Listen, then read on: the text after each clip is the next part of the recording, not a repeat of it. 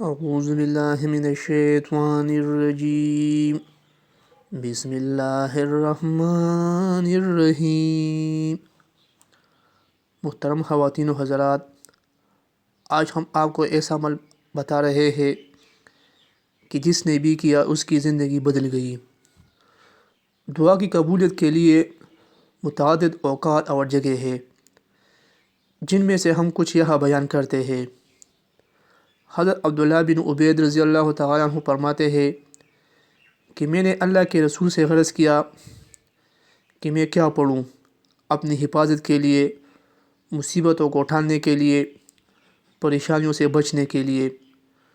تو آپ صلی اللہ علیہ وآلہ وسلم نے ان کا حل بتا دیا کہ تم نے اپنی مصیبت، پریشانی اور غم کو دور کرنے کے لیے کیا پڑھنی ہے۔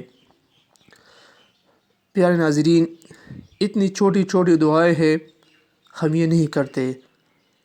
اگر ہم کسی بیماری میں جائیں تو ہم ڈاکٹر کے کہنے پر بہت ساری دوائیاں کھاتے ہیں، دل بھی نہیں کرتا دوائیاں کھانے کو، لیکن ہم کھاتے ہیں۔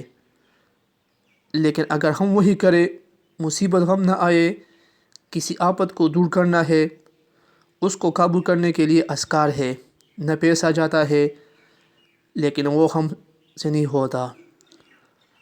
عبداللہ بن عبید نے کہا، اللہ کے رسول، اپنی حفاظت کے لیے میں صبح اور شام کے معاملے میں کیا پڑھوں؟ تو آپ صلی اللہ علیہ وآلہ وسلم نے فرمایا کہ ہر صبح و شام 3 مرتبہ سورہ اخلاص پڑھو، پھر 3 مرتبہ سورہ فلق، اور پھر 3 مرتبہ سورہ ناس پڑھو۔ تینوں صورت ایک ساتھ پڑھے، ہر وقت پریشانی والی چیز سے اللہ پاک محفوظ رکھے گا۔ صحابی فرما رہے ہیں کہ اللہ کے رسول نے فرمایا، اگر کوئی پریشانی مصیبت آ جائے تو یہ 3 صورتیں 3 مرتبہ پڑھا کرو، یہ تمہارے لیے کافی ہو جائے گا۔